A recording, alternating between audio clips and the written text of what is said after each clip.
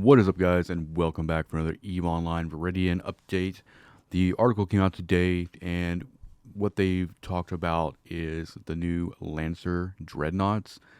Now, with these new dreads, the thing is, the Tech 1, the Tech 1 dreads are still going to remain the most cost efficient as far as damage, and the faction dreads are still going to be the highest damage, but being the most expensive.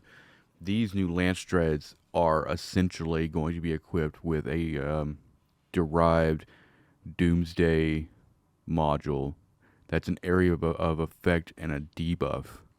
So let's go ahead and get started and talk about like the different ones. The Bane will be the Tech 2 version of the Revelation class Dreadnought. Now it's going to be using missiles, which is a first for a Mars ships, and then its lance will essentially be electromagnetic disruptive lance weapons, so EM disruptive lance. The thing I want to point out is whenever anything is hit by the area of effect lance, it will deactivate tethering, it'll deactivate warping, it'll deactivate jumping, and any target that's hit will suffer a 50% less repair received for 60 seconds. And so the damage is going to be applied based on the signature radius of the ship hit. So smaller ships won't take that much damage, but capitals will take the most damage from this.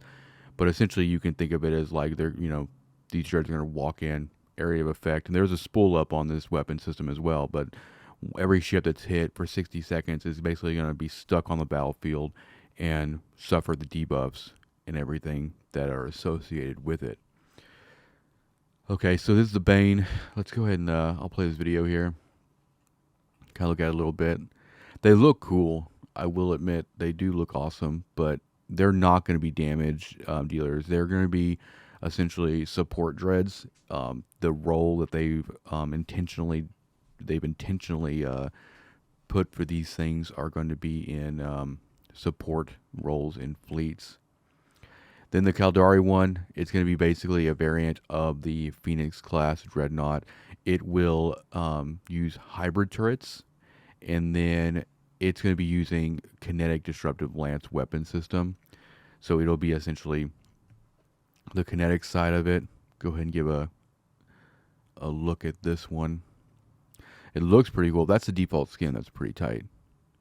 Kind of reminds me of a Glittering Dream a little bit.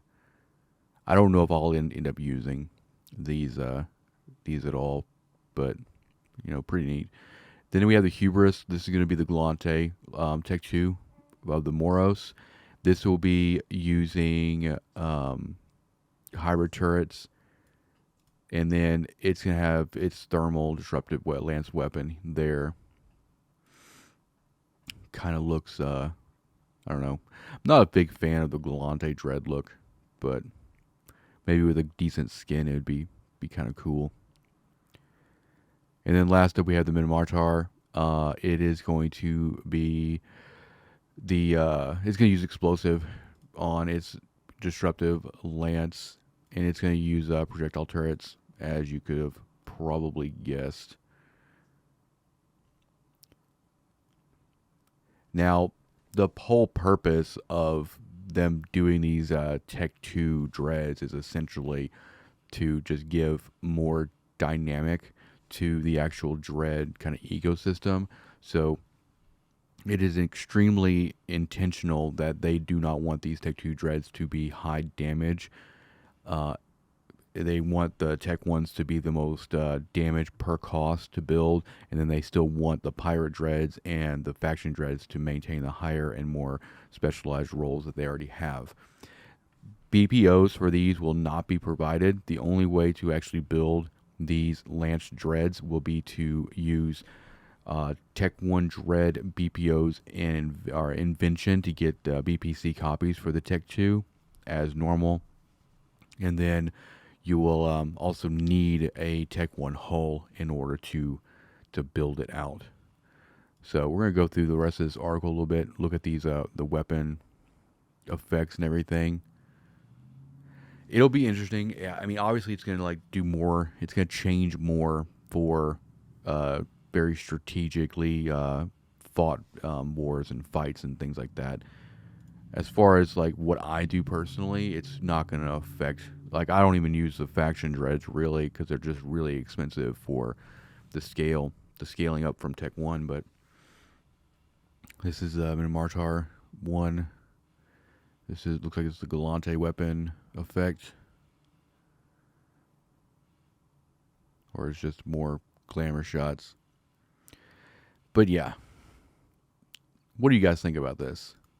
The Lance Dread. It's one of those things that it's that we're still leaning into that whole like idea of like how do we promote more dynamic and interesting fights and PvP in the game?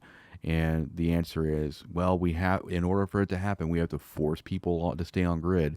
So the fact that these new lance weapons literally will just turn off jump and warping and tethering for 60 seconds is par the course on kind of how they want these big space fights to kind of go. But let me know in the comments how you feel about this. Now next week, they said there will be another article next week talking about the upwell structure customization and corporation changes. So I'm hoping that to be a little bit more interesting. As far as these Tech 2 Lance Dreads, it's not looking like I'm going to be really excited about Viridian, but hopefully we'll see if there's a little bit more in this expansion that's kind of worth getting excited about. But thank you for watching, and I will see you in the next one. Peace out.